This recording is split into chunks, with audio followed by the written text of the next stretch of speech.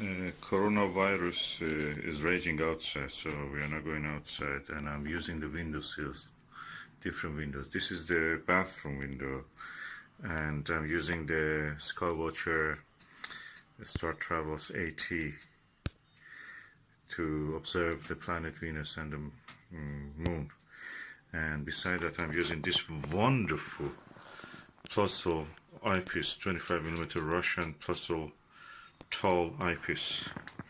I think this is even better than the RKE, the Edmond Scientific one. Look at it, how it shines,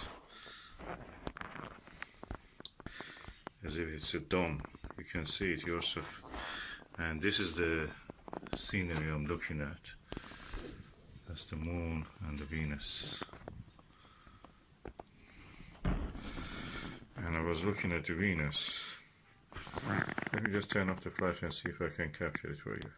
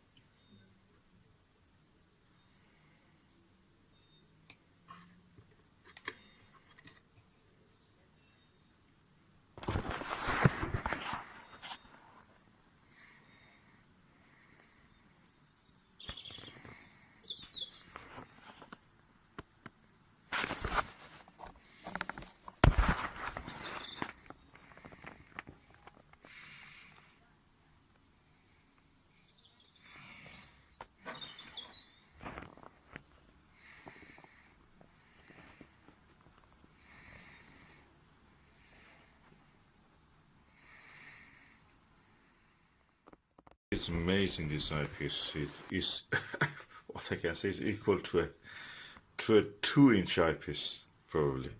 I can see the whole field of view of a plate star cluster M45.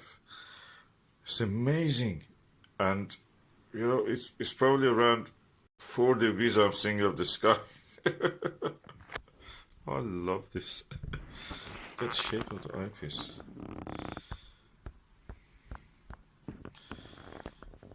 Amazing eyepiece, tall, 25mm Plossl, a Russian eyepiece. Russians built everything really heavy duty and quality.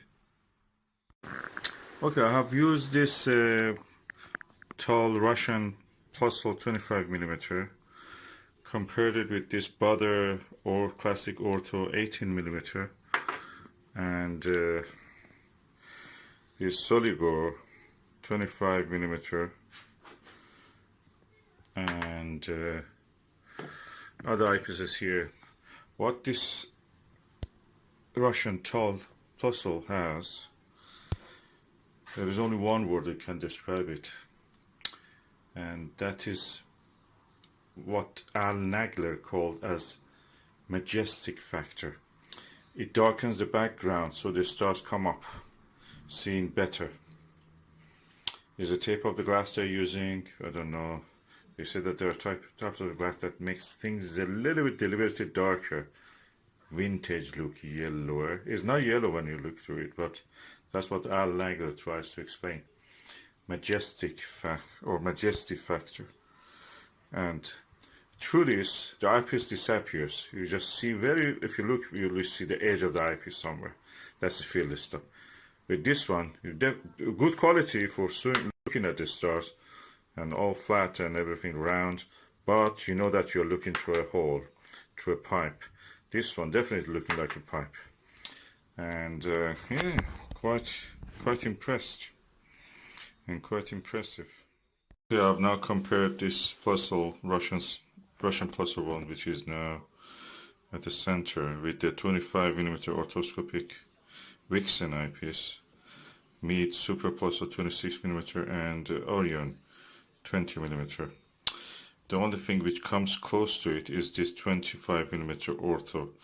It's a slightly better it. It's a Vixen. It's quite pricey eyepiece, and Orthos are really good always. This 20mm Orion, I'd like to try it again.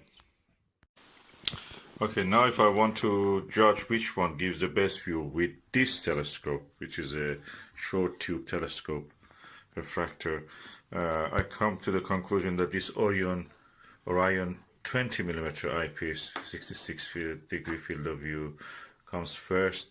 Then the 25mm orthoscopic Vixen comes second. Then comes the Russian Plossl 25mm. Then the Meade Plossl Super Plossl 26mm. Then the Baader 18mm. Of course, this is a different range. I may put it before the Meade eyepiece, and then the rest of them. This is a good eyepiece, it's 7mm, but is not in the range of the eyepieces that I'm studying here. And I can say that on the actual eye comfort, this comes first, this comes second, this comes third, then comes this. And so practically this is the first. So I'm really impressed by the quality of all these eyepieces. For the eye comfort, this is the best, then comes this, then this, then this, then this. So Orion is not bad in this test. Vixen Ortho is good. Baader Ortho is also good. So all of them, good addition to any eyepiece collection.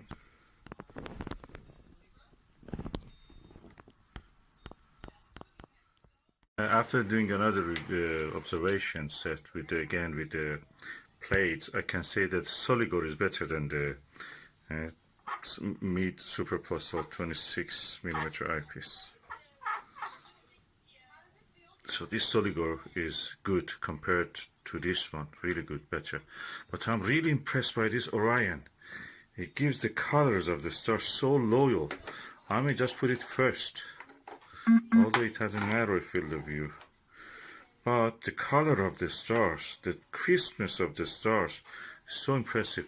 This one is also coming right good, and this one. They're all in the same range almost. But this has a very good comfort for the eye. This is definitely one of the best. Look at the size of the lens.